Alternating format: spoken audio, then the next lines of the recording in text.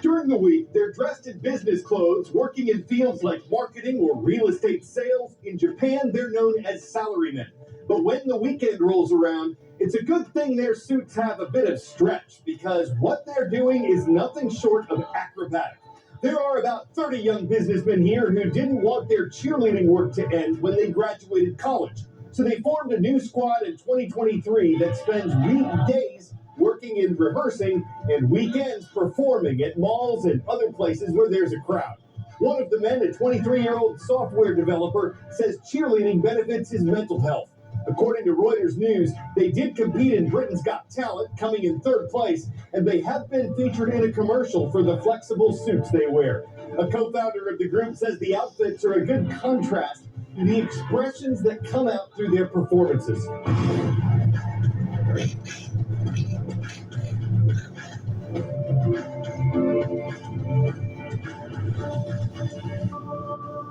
Hey, it's great to see you this Wednesday. I'm Carl Azusa, and this is the world from A to Z.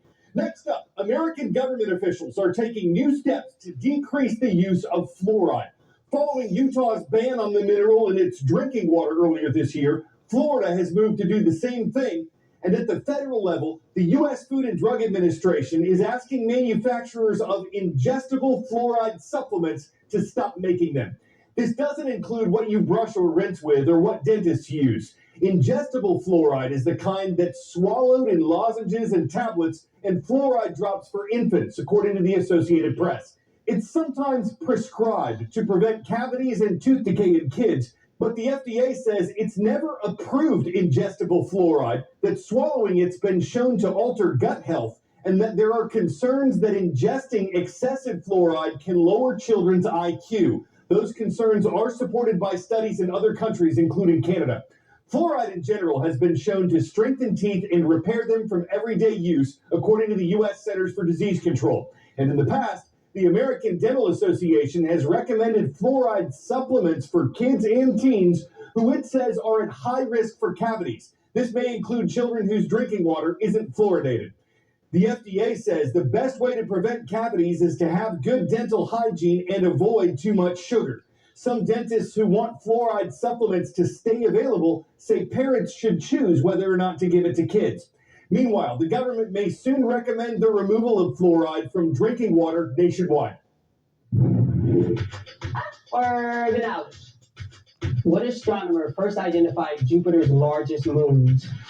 Galileo, Marius, Copernicus, Kepler.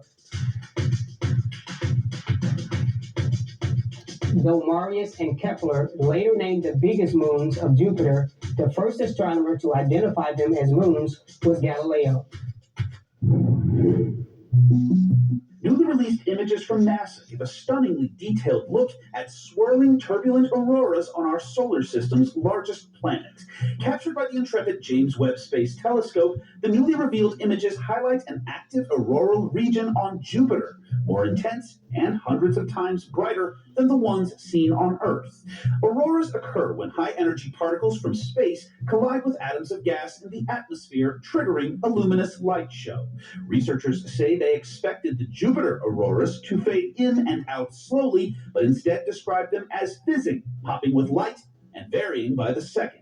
NASA says this observed variability will help scientists better understand how Jupiter's atmosphere works.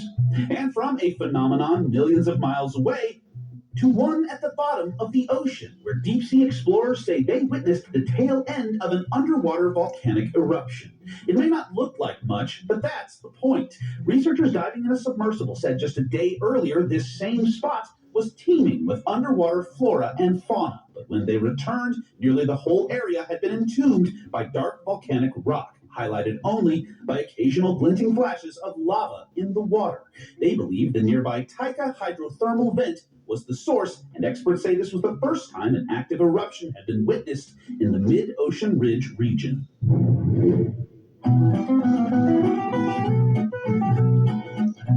On this date in world history. On this date Made in 1607, English colonists established their country's first permanent settlement in the New World. James Fort would later be named Jamestown after King James I. On May 14, 1948, Israel declared its independence after British forces withdrew from Palestine. This established the first Jewish country in 2,000 years, but led to the 1948 Arab-Israeli War when 5 neighboring countries invaded. Israel sees this as its war of independence. Arabs see it as the catastrophe because of the displacement of many Palestinians. And America's first space station launched on May 14th in 1973. Skylab was a $2.2 billion program that hosted hundreds of experiments and proved people could live and work in space. But it ended early after the spacecraft's orbital altitude dropped and what was left of Skylab crashed back to Earth in Western Australia and the Indian Ocean. No one was hurt.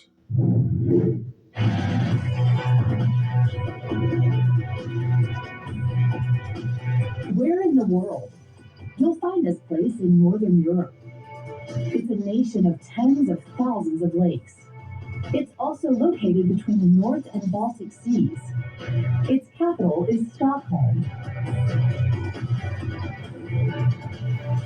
This is Sweden, a sparsely populated country of more than 10.5 million. People in Sweden can now get around using the nation's newest public transport system, a hydrofoil ferry. After rigorous testing, the flying ferry is now open to the public. But while the vessel may be brand new, hydrofoils are not. They've been a part of the boating world for over a century. Hydrofoils basically function like an airplane wing underwater. The angle of the blade cuts through water, pushing it underneath the blade, creating lift and raising the boat up and out of the water. And with just the hydrofoil wings powering through the water and not the entire boat, vessels can move faster and with greater energy efficiency, as that lift effect reduces drag by keeping the hull of the boat from dragging against the water. I usually take the regular boat, so this is an opportunity for me to get to my job quicker and actually more convenient also. It's fantastic. Early designs for hydrofoils had U-shaped blades that just pierced the water's surface, but those models were a bit unstable.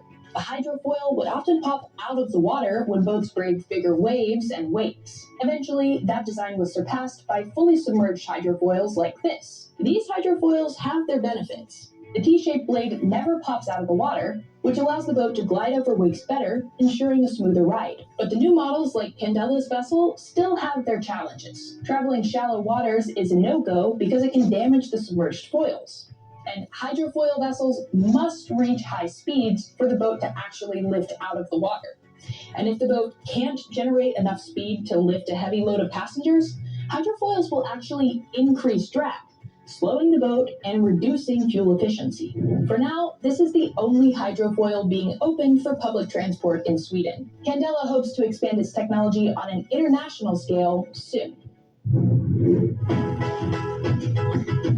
In the eastern part of the Empire State, there's a group of Spartans watching from the community of Burnt Hills. We're talking about Richard O'Rourke Middle School, where Mr. Tolan's class joins us from New York.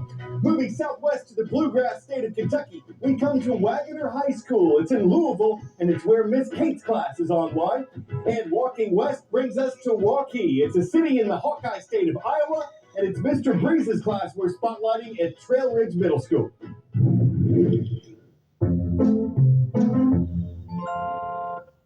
We've had a series of reports lately about animals near busy highways. Here's another. A trooper in Washington state recently stepped in to get a family of ducks out of harm's way.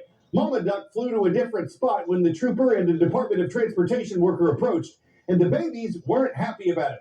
But after handling them with care on a storage bin lid, the two officials were able to reunite the family in an area with less traffic. The state patrol said sometimes you need a little help getting your ducks in a row. Oh, they had to work quickly, get crowned to business, keep a golden eye on the littles, keep their emotions bottled up, hightail their efforts for those men that are in trouble, and wing it so as not to get Aflac for ducking out of assisting with a malady before getting Canvas back to work. They made it look like duck soup without it becoming duck soup, but it all turned out just duck. That's the world from A to Z. I'm Carl Azus. We'll be back in the hunt for more news and puns tomorrow.